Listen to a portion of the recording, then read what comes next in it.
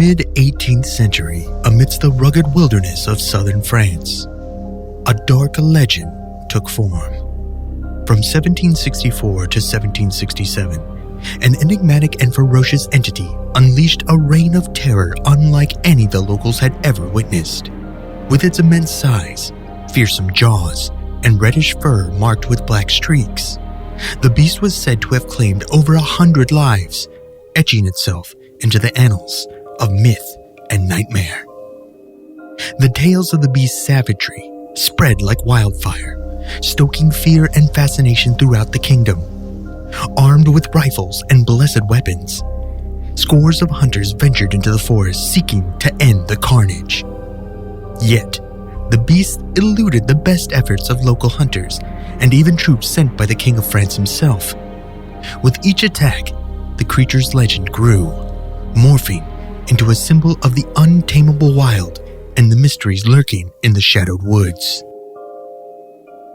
This case file joined the theorists on a harrowing hunt through history as we set out on the terrifying trail of the Beast of Gevaudan.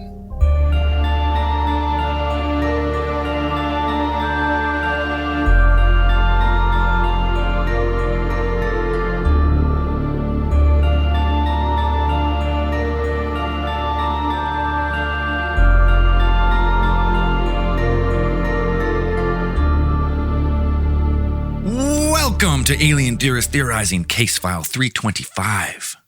The Beast. Gevaudan. I don't even know how to say it. Gevaudan? Gevaudan? Gevaudan. That's how they say it. No, the Beast of Gevaudan. That's how they say it. Gevaudan. I'm not even sure where that band is from. Powerwolf? Powerwolf fucking rules, dude. Yeah, I haven't looked into their album. They're Norwegian for sure. They're Norwegian? Yeah. This beast, this cryptid is maybe the king of human body counts. As far as... Over 100? Maybe more, depending on which source you read. Say 100 plus bodies. It's a lot. It's awesome. Yeah. Awesome. The Beast of Gevaudan is a cryptid. Or, you gotta say it. You gotta throw on the accent every time. Gevaudan. Gevaudan. Qu'est-ce que c'est? There's going to be a lot of mispronounced French in this episode, so everybody get ready for that. You're welcome. Yeah, but you just give it like a after, and it's pretty. Right. I think. Just put more vowels than you think it needs on there. I think you're like me and Zal are semi-experts because we got, especially this time of year, we got a lot of francophones picking cherries and all that type of stuff. So we hear it a lot. I bring back it's a Quebecois though, so it's a little bit of the it's a much not French. As nice. It's a dirty French. It's very peanut butter mouth, dirty French. Yeah, the French. The French would call it dirty French. Tabernac, all that type of shit. Bicyclette un stylo, all that calculatrice. Yeah. The Beast of Gevaudan is a cryptid that takes us all the way over to the nice, south central part of France in the years between 1764 and 1767. Had a 3-year reign to rack up its impressive body count that Zell already mentioned. So this is one of I think it's really important to note too at the beginning of this. It's like, this is not like we're talking cryptidy, like lore. No, this isn't like legend or lore. This is a very well documented, legit fucking situation. Terrorized. There are historical documents and periodicals. This is legit. This is too legit. An actual legit to quit. To this day, not exactly, unidentified creature that terrorized like the south. Like the southwestern part of France, like south central part of France, for 3 whole years. Where most of the story and most of the attacks took place is in, as already mentioned, is as the name eponymous Gevaudan, which is a former like province within France, and Gevaudan is it's described as like an isolated, rugged, rural spot. So very much like it's all forests and stuff like that. There, when I looked at the Google Maps like today, it's like there are a lot of national parks there, like at least 2 or 3.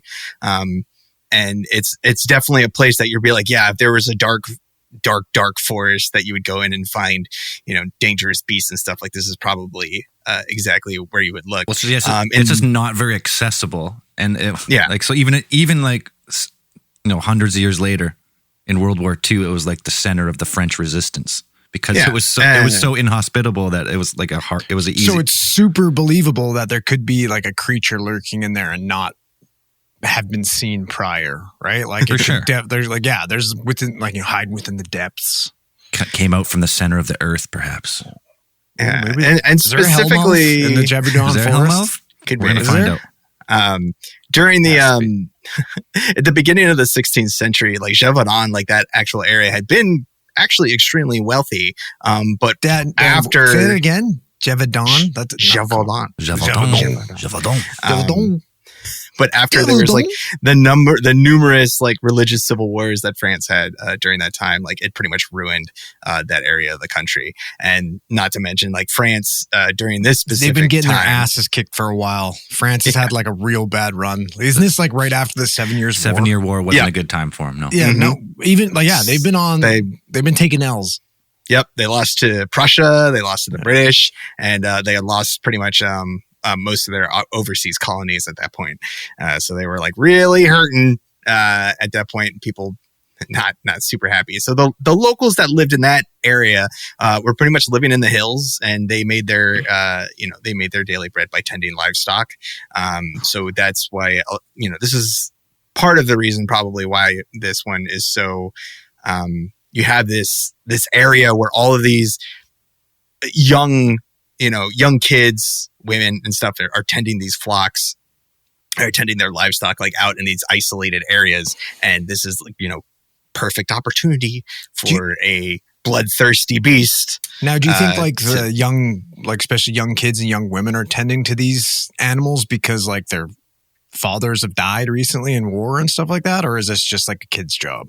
It's just like they're just peasants in general. So it's just like, that's just the way of life probably. So that's kind of what they do. Is. Okay. So you have all of these, you from a young age, you would have kids out there working alone, out in the elements, contending with, it's not exactly like it was safe to begin with. Most people, if you're like familiar with like a shepherding and that, it is never like a safe job. It's like you still have wolves everywhere. Predators, things like that. And it's like, you're also like out in the middle of nowhere. Like you trip and break your leg on some of these hills. Like nobody's coming out to get you or come looking for you for a while.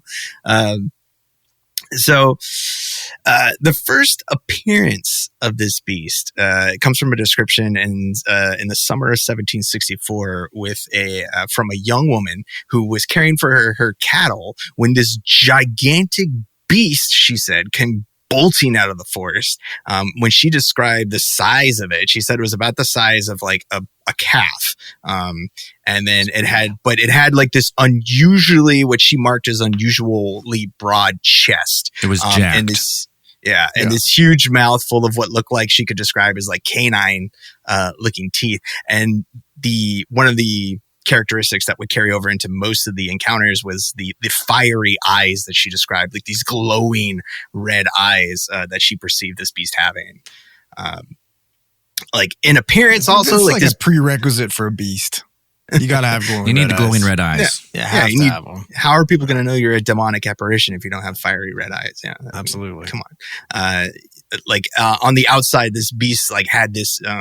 This is another one of the typical characteristics would be like the shaggy reddish hair that was notable and not really normal to like other predators in that area at that time. And then there was also a stripe, wasn't there?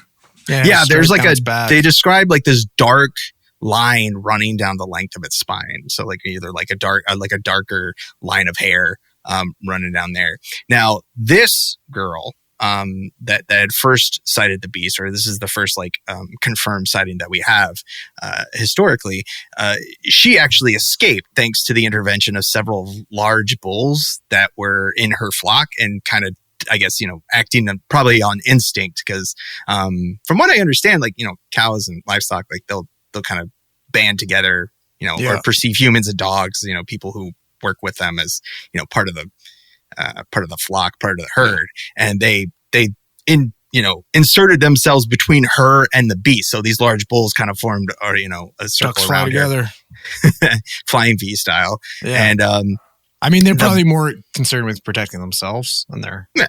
But then, or just like or she threw herself into the middle of the herd, being like, I don't know, but she gonna be. Interesting thing too about the appearance of this thing is, like, I remember her describing, I was reading that shit, like, it had a thin tail, which is weird. It didn't have like the fluffy. It didn't have a big bushy tail like a normal canine or wolf or we're talking like a rat tail. A little spindly little bitch. Maybe like a thinly haired. It could be just like sparsely haired or something like that. Yeah. Scary. But these bulls managed to repeatedly charge at the beast until it eventually decided that, perhaps it was just, wasn't worth it at that point, and it took off disappeared into the forest. So all these murders could have been prevented if everybody in France just got their own guard bull. At least two guard bulls. Two guard bulls. Okay. Easy to come by, go to the local pet store, say, hey, I need a guard bull. Right? Like, this give me your biggest everybody needs bull. A service bull. Go to your local animal shelter. Get him a little vest. Adopt, don't shop. Like, this is my service bull. Don't pet him, please. All right. But soon enough, the beast would begin its true reign of terror, as its first documented kill occurred on June 30th of 1764. When well, now you have something else to celebrate. Jeez, the anniversary of the murder. Fuck. Makes sense. Anniversary of the fucking beast. Now you can call him the Beast of Gevaudan. You just call him that. That's the new nickname. That is the exact date my family began getting terrorized by a fucking 5-year-old demon. So it's that's when it was birthed. It's been growing ever since, more violent. Yeah. This is when people did bite his brother the other day. There you go. See, okay, he's turning. He's growing into it. The beast is back. Now his brother is going to turn into. Oh, Jesus. They have two. Nobody's safe. This is when people in the area had discovered the mostly eaten 14-year-old shepherdess. Is it Jean or Jean? Like, how do they say Jean, right? Jean Boulet. I think what you should do is you should go Jean-Jean. Jean-Jean Boulet. Jean-Jean. Yeah. Jean-Jean Boulet. Yeah, and everybody get used to the name Jean, because that was an extremely popular name around that time. And like 3/4 of the victims are all named Jean. They're all named Jean, which I assume is like after Joan of the Arc, but like it's just everybody's named Jean. Jean Boulet, Jean Vallier, Jean Bastide, like it's all guys, Jeans. Girls, it doesn't matter. Everyone's named Jean. Whoops, all Jeans. Yeah. Whoops, all Jeans. She was discovered in the woods near a village of Le Ubac near Langon. Yep, that sounds about right. That sounds about right. Yeah. And then shortly following that, in July of 1764, Jean Bastide and Jean Vallet were two other Vallet? I don't know. You're doing great. Two other young girls. These two were actually found and attacked and killed near another village in Puy-Laurent. And these attacks, though, like they're not like they're like shredded apart. Like mutilated. Yeah, absolutely. Like throats ripped out and stuff. And like another thing interesting too about this is all these different attacks. Like Dan was saying earlier, most of these people, like they're these kids, younger people working with cattle. So it's like there's easier prey, in the vicinity of these murders. Like these people are there, they have their lambs and all that type of shit. And it's like this beast is choosing human flesh over animal flesh. Well, I mean, young humans maybe are the easiest prey.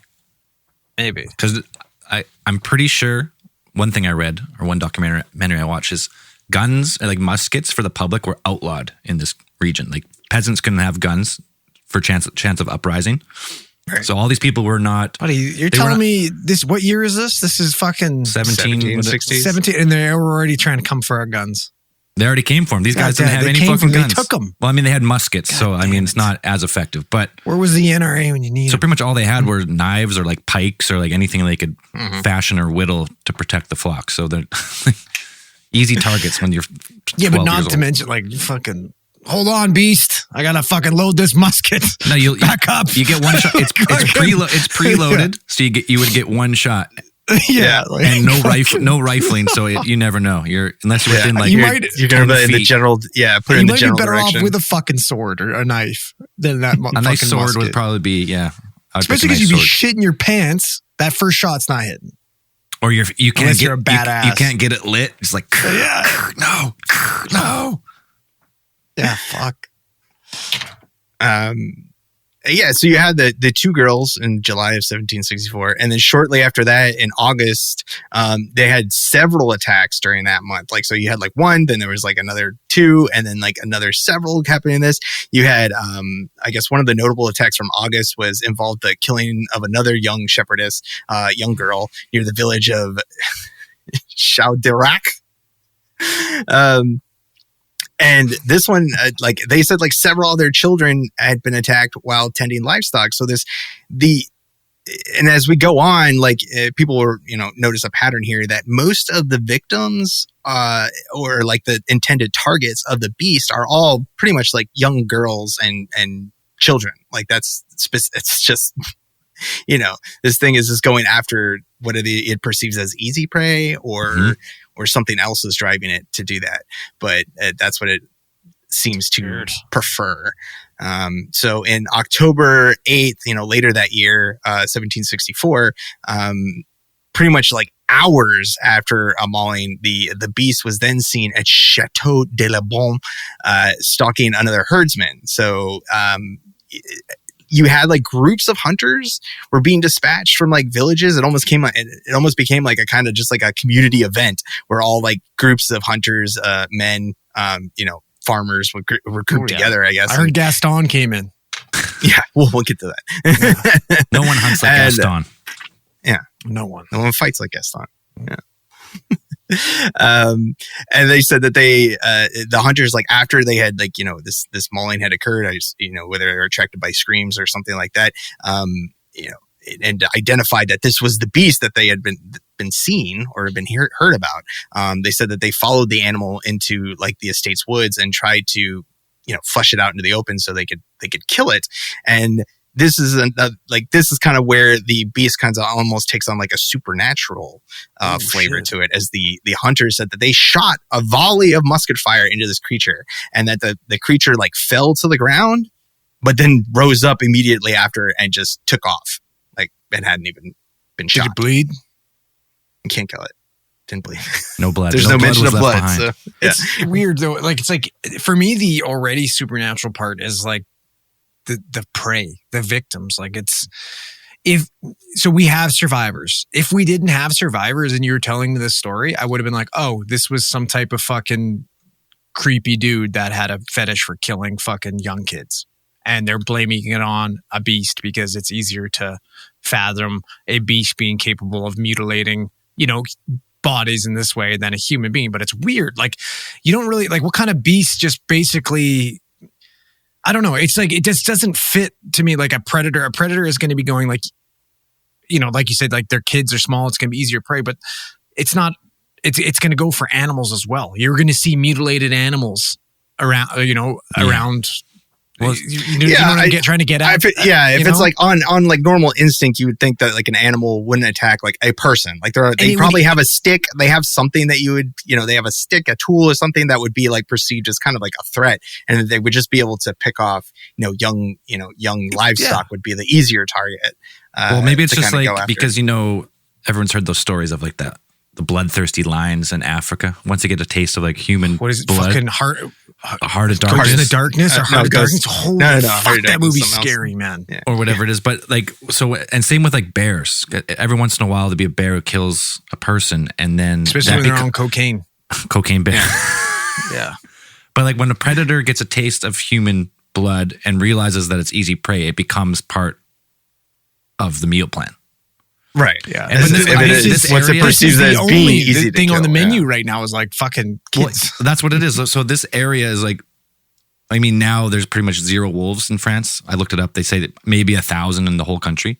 But at this time, wolves are everywhere. And that's so shepherds, that's main shepherd's job is to guard the flock like against wolves, right? And then what's but interesting, this doesn't look like doesn't look like a regular wolf. This thing looks it's like way bigger. like you have wolves that at that time are like ubiquitous in France. Like everybody knows what a wolf looks like, and if you're a And you shepherd, of also course like to you know point what a out wolf looks like. That I don't think the French are trying to reintroduce wolves.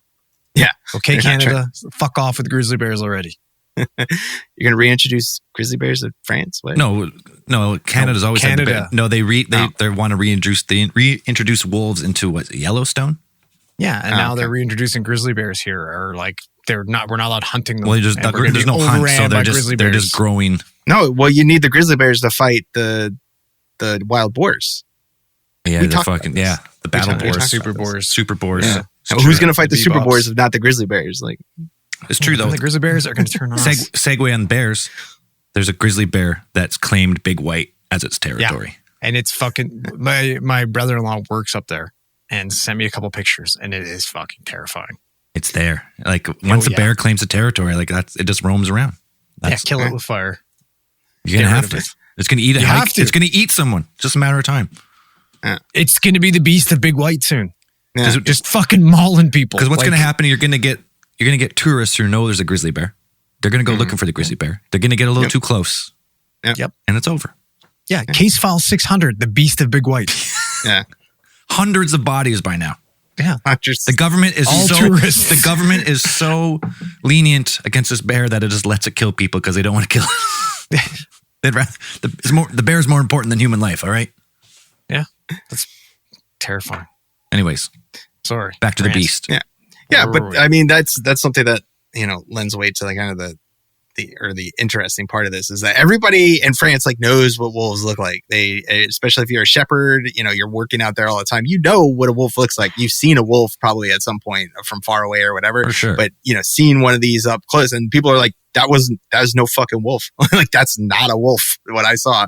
And you have like these like the hunter said that, or were these the kid survivors? Because kid survivors could be exaggerating a little bit. I think everyone who's seen it, everyone who's seen it says it doesn't look like a wolf, and now it's like it's got it's like I think it's like one of the first international stories. Mm-hmm. Yeah, I was reading. The story reaches across, like it starts like popping up in like the stories about it start popping up in like newspapers in Boston, and other places. Britain. Everybody knows what is now like the beast of Gevaudan, especially since it's such like it's a months long saga right at this point that it's running on, and you're just like, holy shit. Like, so now, after these, like this string of murders, Andrew mentioned previously, but we did have some survivors, right? We start to have some survivors make it out because I guess that like the attacks become so prolific that of course, like luckily you have some survivors that managed to make it out.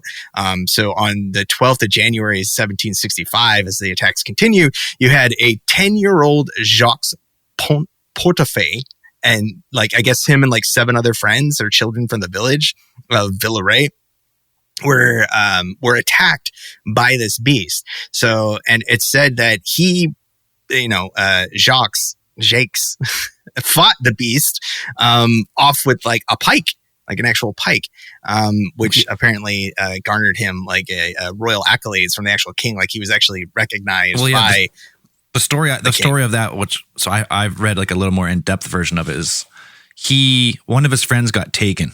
Like it came up, it grabbed him, but pulled him away, and he like jumped into action and chased it down and like fought this thing off, like stabbed it in the side with the pike, and like it dropped his friend, and he like an act of heroics, Yeah, that guy's a badass. The guy's like, how old was he? Like 12 years old or something? 10 years old? 10 years old. Yeah.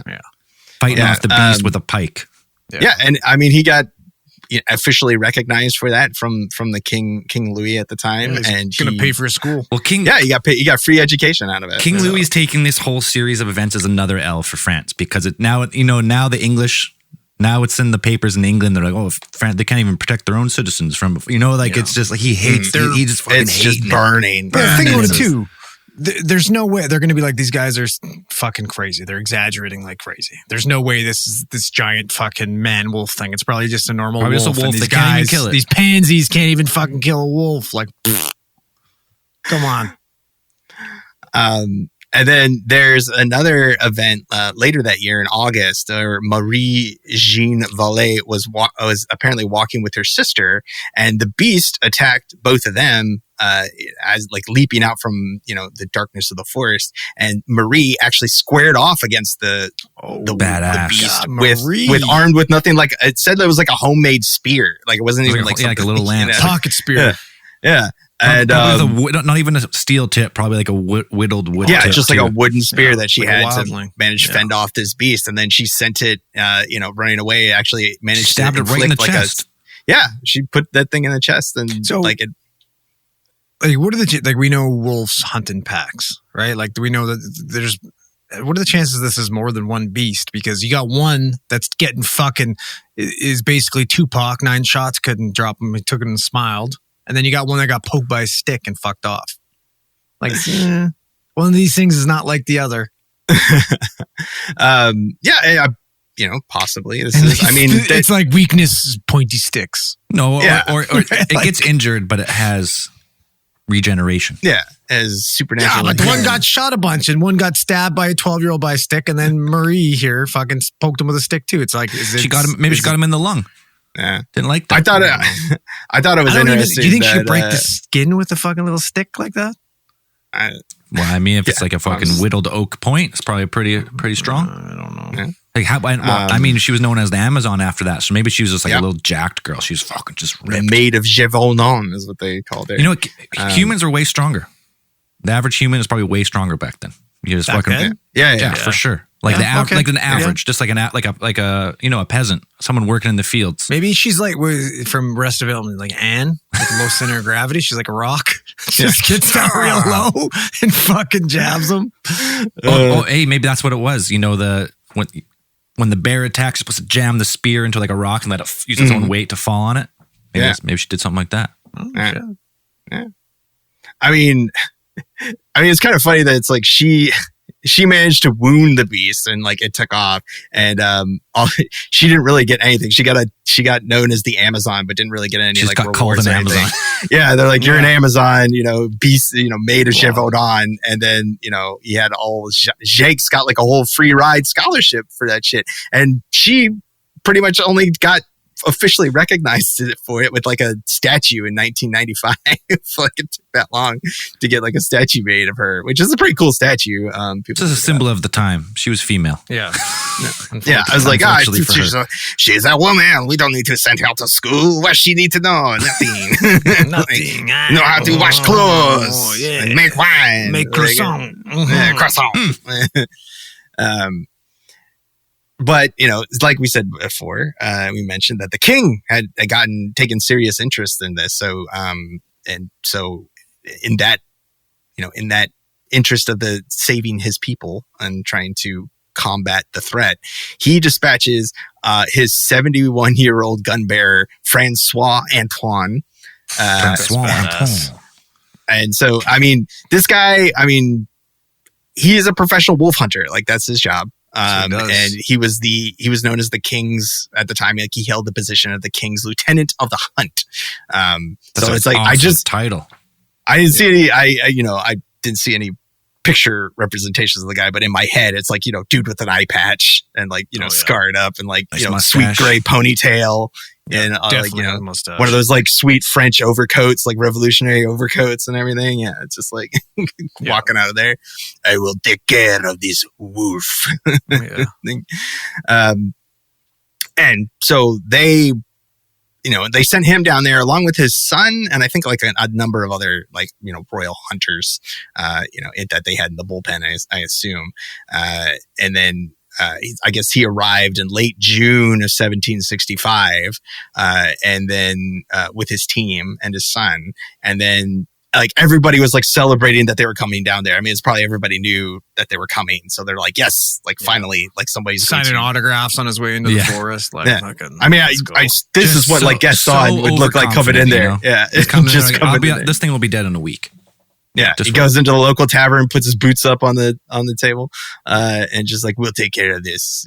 Have no fear, peasants. Yeah, they do a whole song montage, everything. Yeah, I'm sure there's a musical number. I'm sure. So no one's strong like Antoine. Like, fuck the whole thing, right? Yeah, whole thing. Yeah. And so, but they got to work pretty quickly once they got there. So Antoine and his team went out and began like gathering information from local witnesses. That's probably where we get a lot of like, descriptions of the beast and attacks from survivors that they found. Getting down on one knee and like tasting the grass a little bit. Mm-hmm. Yeah, tasting the grass, listening to the ground. Like, yeah. It's just photo ops. Yeah, touching trees and stuff on the bark and being like, yeah, it's here. But they set up camps around the countryside. They kind of like organized systematic hunts to try and track down exactly where the beast was. Yeah, to flush this beast out.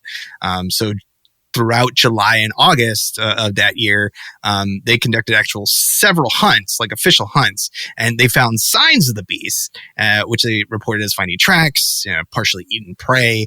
But this creature, like 666 etched into fucking tree stumps. Yeah, upside down pentagrams everywhere. Goats' heads.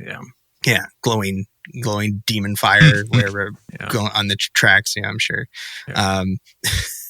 And so this is where when they're searching for this animal, Antoine, the king's lieutenant on the hunt is actually remarking on how this beast seems to possess unusual cunning and the ability to evade capture. Yeah, I heard it said as unnatural cunning. Supernatural cunning. Well, yeah, because he's like ducking poison. He's not setting off their booby traps. He's not behaving like an animal. Yeah. More man smart. They're setting traps and they're trying to stake out places where normally he would be, but they can't seem to catch sight of the beast itself. So September 20th of 1765 rolls around, and on this day, Antoine and his team had actually encountered a large beast in the forest of the Abbey of Chazé. And they marked this wolf as being larger than usual and like exhibiting unusually aggressive behavior. And so this is when Antoine is like, this must be the beast. Like, this is the beast that we. So after like a very intense and prolonged hunt, they ran the beast down. And then after they killed it, they took it in to kind of measure it and find out what it is. So the measurements of this wolf that they killed, I guess Antoine measured it to be about 80 centimeters at the shoulder. That's 31 inches for American people. 1.7 meters or 5 foot 7 inches in length. And then it weighed approximately 60 kilograms. 5 foot 7, 3 quarters. Oh, okay, sorry. And then 132 pounds. It's a fucking big beast, dude. That's a big dog. But as far as wolves go in the world, it's not a huge wolf. Right. It's a big like if you go like timber wolves or whatever in Canada, like you're getting like 180 pound wolves. But we still got dire wolves. They think there's still dire wolves up there in Alaska, Yukon area.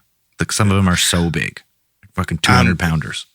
But what pretty much solidified the idea that this had been the beast is that when they cut it open, they had found human remains in the stomach. So they, celebrated that this must be the beast. Finally, license plate killed the beast. Yeah, license plate. Half a tire. You know what else was super interesting? That's my wedding ring.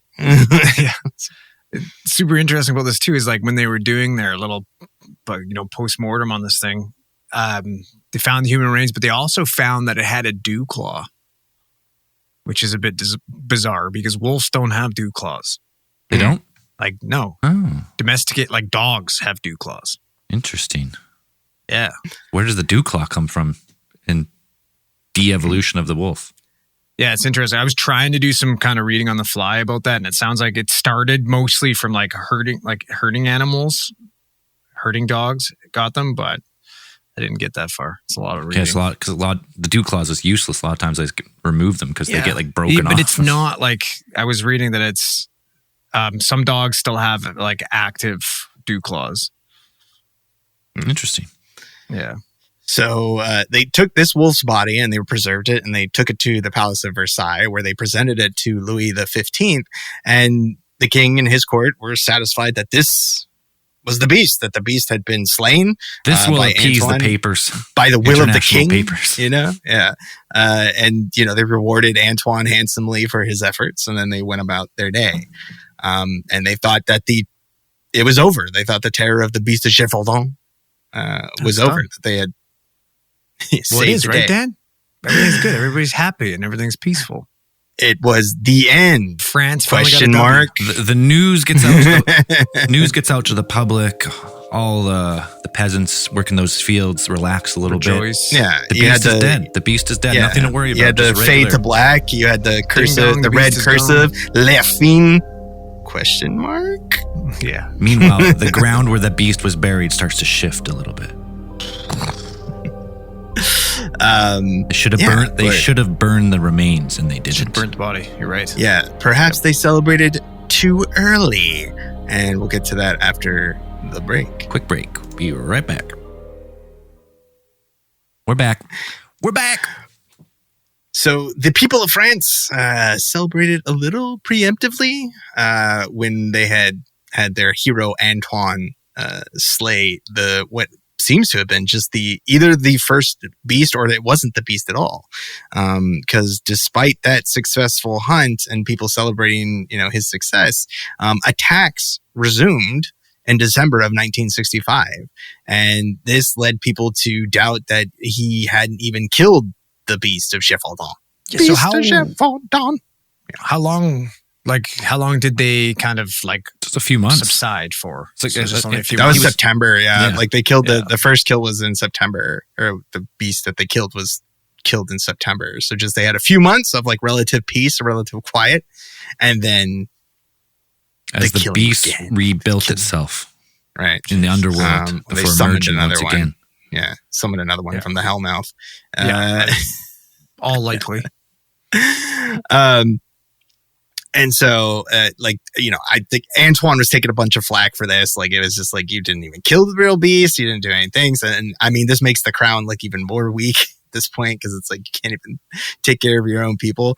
And, and the people are flying into a whole thing about this is, now it's becoming even more enveloped in an air of supernatural, where it's it was the wrong beast, or it's you killed, there's two of them, just rumors and speculation flying everywhere, being this is some kind of, demon or some kind of werewolf. I mean, the supernatural version begins.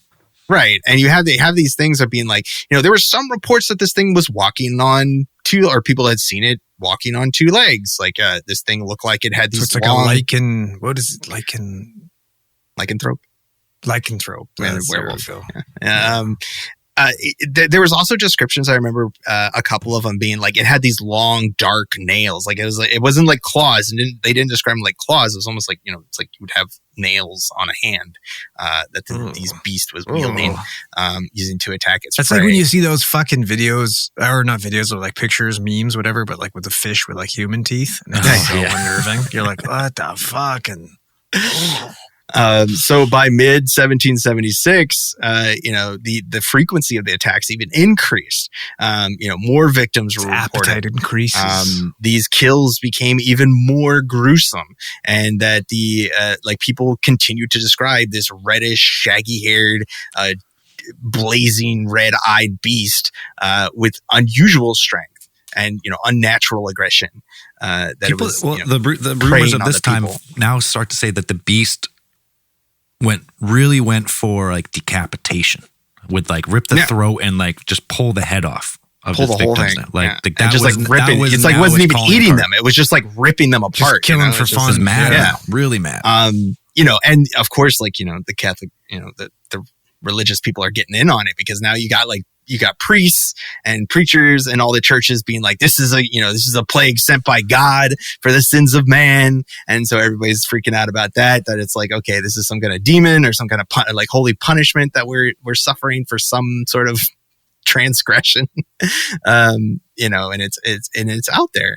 So, they start organizing hunts again. Local groups of farmers and hunters are now getting together and again having to defend their families, their children who are, that seem to be the primary target for this beast. And specifically one, Jean Chastel, was a local farmer from the region of Gevaudan, and he apparently had a reputation as a somewhat experienced woodsman and tracker, and he was very familiar with the wildlife and the terrain of the area, I guess, as you would if you were a woodsman.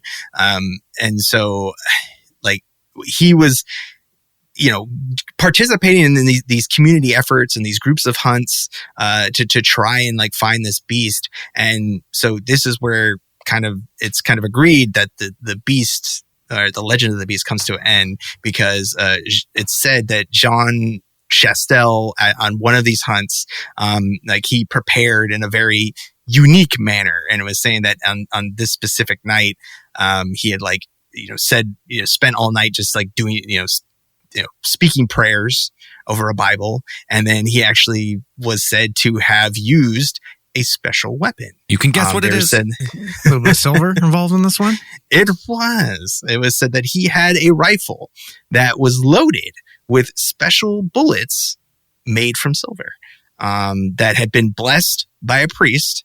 And this one was, this was meant and specifically to kill this creature that somehow or perhaps was of supernatural origin. So on June 19th of 1767, Chastel and his group of hunters in the area of Moquet, apparently they took position where they had sighted this beast like recently within the previous days, and they had they were going to wait their set up their little hunter's blind and waited to see if the beast would appear. When it did, there are varying, as something like as epic as I'm sure this was. A lot of the accounts are, they vary kind of wildly. But the common version is that Chastel, after reciting prayers, like during that time that they were waiting for the beast, and while as it approached to where, they had been waiting for it, Chastel, courageously and unafraid, calmly took aim with his silver loaded rifle and fired and hit the beast square on. It's like the beast seemed to after the story after reciting those prayers, the beast seemed to calmly approach. It didn't charge. It's it was almost like he summoned the beast into target. This is some multi-class artificer paladin shit where he's reading from the Bible, and then he's got his rifle out, and then just blam, just nails that thing with the holy power of God on his side, and smote the demonic beast. And so they describe. So the thing is after they kill it, of course they go and they examine this thing, and most of the accounts they don't call it a wolf. They kind of describe it as a large wolf-like creature, because nobody's really sure to this day what it was. It's examined by local authorities, and everybody's kind of agrees that it's not exactly a wolf. It doesn't look like a wolf. It has it looks vaguely canine from what they are. And when they cut it open during the examination and they look inside the stomach and they find human remains.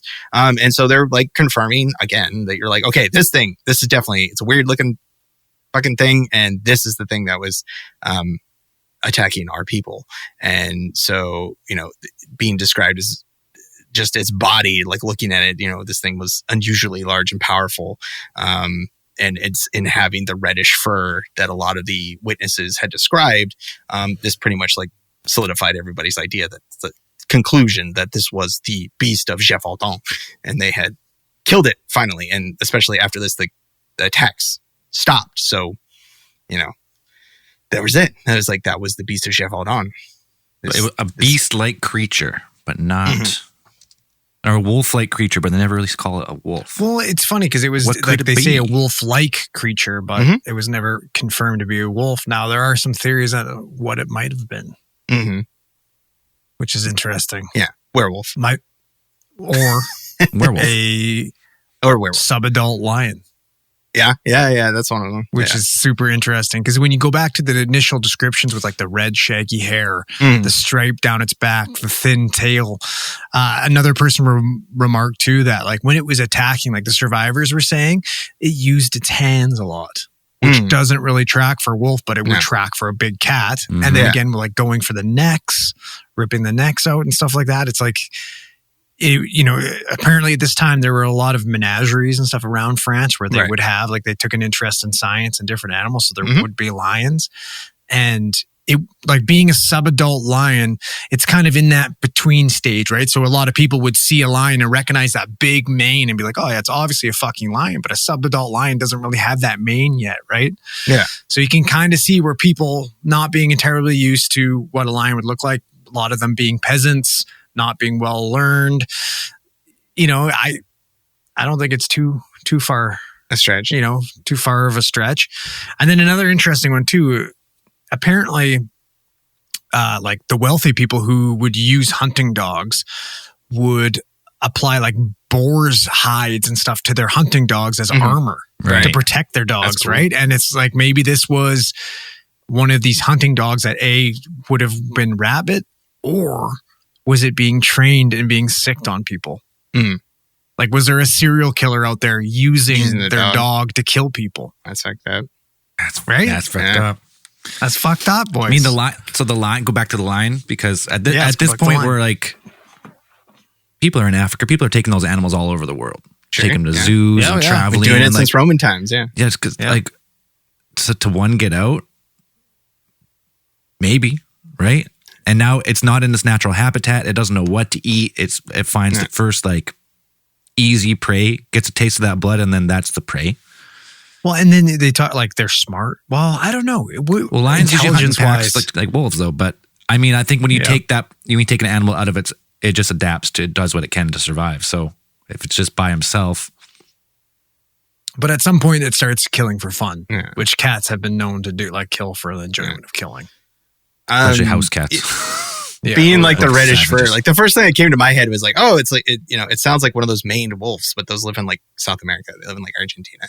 And I'm like, that's like how I would get one all the way over to like the south central part of France to be like, the reddish fur is something that's like, again, like that lends it kind of a demonic air with the blazing eyes and all of that. I will say that during the 1760s, this is a reach, but you're being okay. During that 1760s, you're coming into and like, towards the Enlightenment, but right before that, you're on the tail end of alchemy being the primary science. Ooh, okay. Was there, and France has a number of notable alchemists that come from that country. I mean, so you got people that are mysterious figures like the Count Saint Germain, Jean Baptiste de la Quintinie, and like Franz Mesmer, which we might talk about him at some point. There's some stuff like that, but like you have all of these magicians, sorcerers, essentially, and it's like if there was going to be a place where they were going to summon demonic beasts or some kind of alchemy practice that created some kind of hybrid monster, France would be the place for it to happen. Like I could see that in my head. Also, that and the fact that they combined a wild lion and they created like a chimera. Yeah. And it's like when we were researching this, I was like, I remember something like this, and also like it popped up in the search, and there's a film called The Brotherhood of the Wolf from like 2001, and I remember going, and it's not, I don't think it's this exact story, like it's not. I don't think they directly reference the Beast of Gevaudan, but it's very similar where it's very Gevaudan-y. Yeah. Well, it's like two royal, like a royal botanist or a biologist is dispatched to investigate like attacks of some kind of beast, some savage attacks, which people are saying is a beast, in some French countryside town. And stuff takes a turn, which is interesting. It's got Monica Bellucci in it and Mark Dacascos. So it's like interesting. It's pretty fun. It's 2001, which is like feels like a million years ago. But I'm like, no, I remember seeing that. So if anybody wants to, that's probably a fact. That's probably the best representation of this. This whole thing. But no, the Beast of Gevaudan is like, it's everywhere. It's like, they got their own websites right now, and now it's become like a popular, as most like these things do, tourist attraction. It is from what I've seen, it's like it's mentioned in Teen Wolf. It's like a primary character in the Teen Wolf series. Any type of like lycanthrope based TV show or something like that. I think that like the Beast of Gevaudan makes an appearance, or at least a mention. Now I think that there's like a D&D creature that is based on it. There's just like this whole thing where it's like, which is interesting because it's like this was a real, like we said at the beginning, this is like a real thing. Like it happened. People died. Like this thing killed people. It's not necessarily Bigfoot, where it's like there's not any recorded attacks of Bigfoot or death by Bigfoot or any of like what you could necessarily call like cryptids that you don't.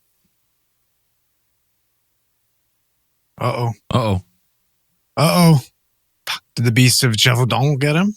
Dan was too close to the truth. Of the Beast of Gevaudan. And he's gone. Dan? That's it. That's all. You got to take the reins, buddy. Well, Save it. The Beast was in fact a werewolf. I know for a fact because I was there. I unleashed the Beast. A cousin of yours. I unleashed the Beast onto the people of France. It was back in the early 14th century. I was imprisoned for 3 decades, deep in the catacombs beneath Paris.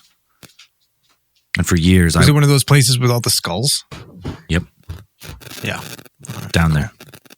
Okay. So for years, I was planning my revenge, concocting a plan to create a beast so evil and feral and so foreign that no one would believe it was real. And that is the story of the Beast of Gevaudan. You're welcome. Got chills. All right, well, we'll be finally the truth. That's the truth. Dan didn't want to hear it, so I had to cut him out of the feed. Yeah. But boom, that's it. When Dan leaves, we can say whatever we want. Absolutely. All right, well, we're going to be back to hopefully a full crew coming up next week. But until then, keep those eyes on the skies. Peace.